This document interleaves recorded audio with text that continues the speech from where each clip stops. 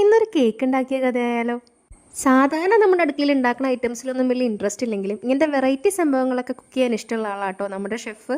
പ്രത്യേകിച്ച് ഗ്രില്ലിങ്ങിലും ബേക്കിങ്ങിലും ഒക്കെ.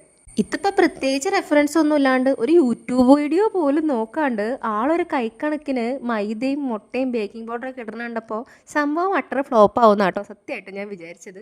പക്ഷെ ഫൈനൽ ഔട്ട്പുട്ട് കണ്ടപ്പോൾ കുട്ടിമാമ ഞാൻ ഞെട്ടി പോവാം. ബേക്കിങ്ങിൻ്റെ ABCD അറിയാത്ത ഞാൻ പണ്ട് വീട്ടിൽ ഓവൻ ഉണ്ട് എന്നുള്ള ഒറ്റ കാരണം കൊണ്ട് മാത്രം ചെയ്തിരുന്ന ഒരു സാധനമാണ് ഈ കേക്ക്. അത് നമ്മൾ ഗീ കേക്ക് ആട്ടോ ഉണ്ടാക്കിയിരുന്നത്. കാരണം എനിക്കും അമ്മൂമ്മയ്ക്കും ഒക്കെ ഗീ കേക്കായിരുന്നു ഇഷ്ടം. ഇതിപ്പോൾ ആൾ പരീക്ഷിക്കുന്നത് ക്യാരറ്റ് കേക്കാണ് കേട്ടോ, അതും എയർ ഫ്രയറിൽ. ഇവിടെ ദിയുവിന് ഏറ്റവും കൂടുതൽ ഇഷ്ടമുള്ള ഒരു സാധനമാണ് കേക്ക്. അവളതിനെ ഹാപ്പി ടു യു എന്നാട്ടോ പറയുക. എപ്പോഴും ഹാപ്പി ടു യു കൊണ്ടാ ഹാപ്പി ടു യു കൊണ്ടാന്ന് പറയും. ആ ഒരു പ്രശ്നം സോൾവ് ചെയ്യാനാണോ ഇദ്ദേഹം ഈ എയർ ഫ്രയർ വാങ്ങിച്ചത് എന്ന് തന്നെ എനിക്ക് സംശയമുണ്ട്. എന്തായാലും കാണാൻ നല്ല ഭംഗിയില്ലേ ഈ കേക്ക്, കഴിക്കാനും നല്ല ടേസ്റ്റ് ഉണ്ടായിരുന്നു കേട്ടോ.